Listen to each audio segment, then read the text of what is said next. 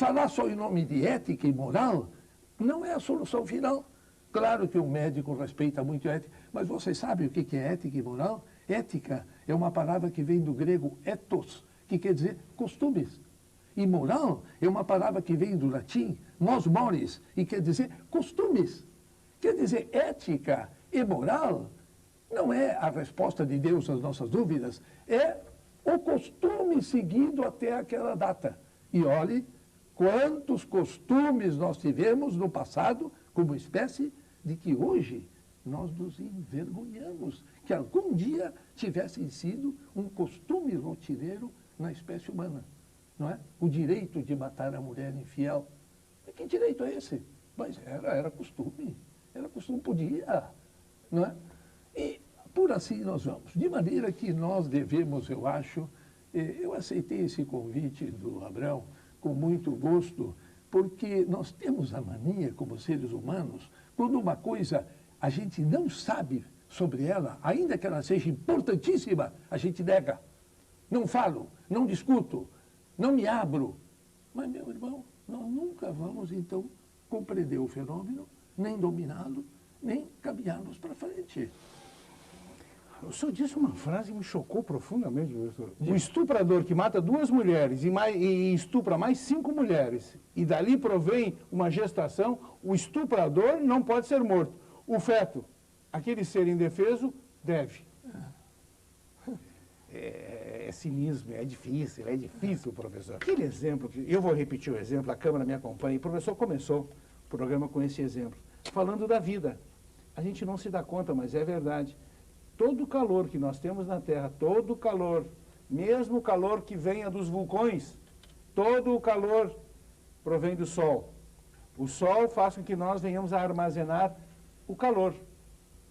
E ele é basicamente naquela transformação, né, de ATP para ADP, na transformação de uma molécula para outra, que é liberado a energia na forma, como o senhor falou, luminosa e calorífica.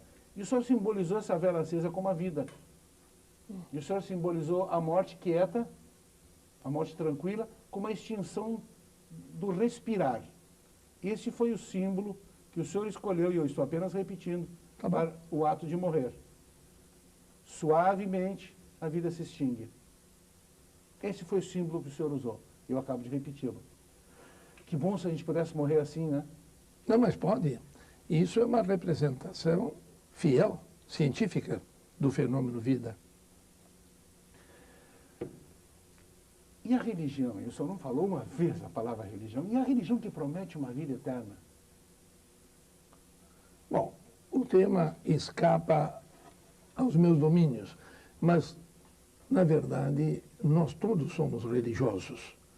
Há uma ideia de que o indivíduo é religioso ou é ateu. Não é verdade. Por que eu digo isso? O que é ter espírito religioso? É acreditar numa coisa sem provas. Então, o indivíduo diz que é religioso, ele crê em Deus. Qual é a prova que você tem que Deus existe? Ah, não tem. Aí o ateu, e você? Não, eu sem prova não creio. Deus não existe. Então você acredita que Deus não existe. Qual é a prova que você tem que Deus não existe? Não tem. Quer dizer, os dois acreditam sem prova. Quer dizer, nós todos somos religiosos. Essa divisão entre ser religioso ou não ser é uma questão de forma exterior. Agora, a morte, na verdade, fez em todas as grandes religiões o papel central. Nós podemos ver que as religiões que mais presença têm na vida do homem na Terra, todas elas têm na morte o seu fulcro. Qual é o pilar, o ponto central de toda a doutrina cristã? É a ressurreição de Cristo. É a vitória sobre a morte. Numa doutrina espírita, é a ideia da reencarnação. Quer dizer, eu deixo a morte de lado. Eu chego na morte e passo para um outro tipo de vida, mas eu não aceito a morte. Eu não quero discutir, não, a proposição que daí vem, e acho que as ideias são até maravilhosas em todas elas, mas o que eu quero deixar saliente é que a morte, para as religiões, é o fenômeno central. Inclusive, as religiões, o que elas pregam e propõem, é que o indivíduo viva preparando-se bem para, na morte, passar por ela. Quer dizer, se eu viver bem e corretamente, morro carnalmente, mas continuo espiritualmente num plano muito alto. Então, na verdade, veja como esse fenômeno morte é importante, como ele passou a ser, assim, em última instância, o nosso propósito final. É um ensinamento. E é a única certeza, hein, professor? Isso é verdade. É o único evento certo na vida, não é? Em que a gente tem certeza dele desde o dia que nasce. Bom, dizem que não há bem que sempre dure, nem mal que nunca acabe, né? Muitas vezes pode ser aplicado à vida de alguns também. Professor, muito obrigado pela sua presença. Não, eu que agradeço. O senhor só não falou sobre o suicida, falou muito rápido sobre o suicida. Foi intencional esse seu falar rápido sobre o suicídio? Não, eu acho que o suicídio, este sim, o suicida representa uma derrota do plano natural. Não é? Nós temos grande apego à vida, grande apego. É o sentimento mais forte que o ser humano tem, é o apego à própria vida. E é isso que nos permite viver vidas difíceis sem querer terminar com ela.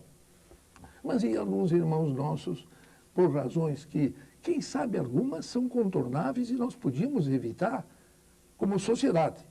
Mas, seja lá como for, chega um momento em que eles perdem essa capacidade de se autopopar. E eu acho que é um capítulo à parte. Eu acho o suicídio muito importante. Eu sou médico legista também, e o suicídio sempre me impressionou muito. Mas é outro capítulo. Não é bem o capítulo médico. Só concluindo, Abraão, uma palavra. O que a medicina pode fazer agora? Treinar melhor os seus futuros médicos.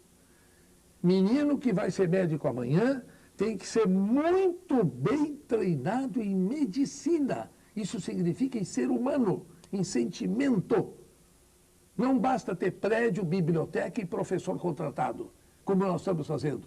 Multiplicando as faculdades, tem prédio, tem biblioteca, tem laboratório, tem aluno candidato, por que não cria? Porque não tem o professor, não tem o mentor que vai formar esse futuro médico, que é um profissional muito poderoso e que vai viver esse momento difícil que o Abraão aqui retratou, junto de um paciente sofrido que ele pede pela morte. E ele vai ter que dar uma palavra.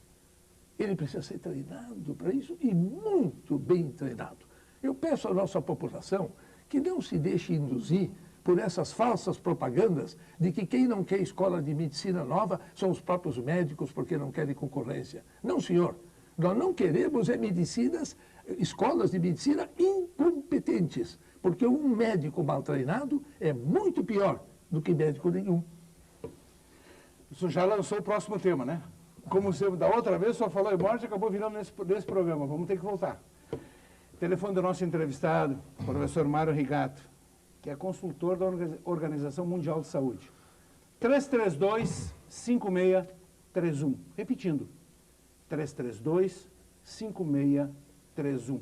Interessante que, na época de Jesus, eu vou usar a expressão, se usava a expressão dizer, que vivas até 120 anos. O senhor usa 115, eu uso 120. Vamos terminar o programa dizendo, como Jesus falava no próprio idioma dele, Ad mea ve esrim, até os 120 anos.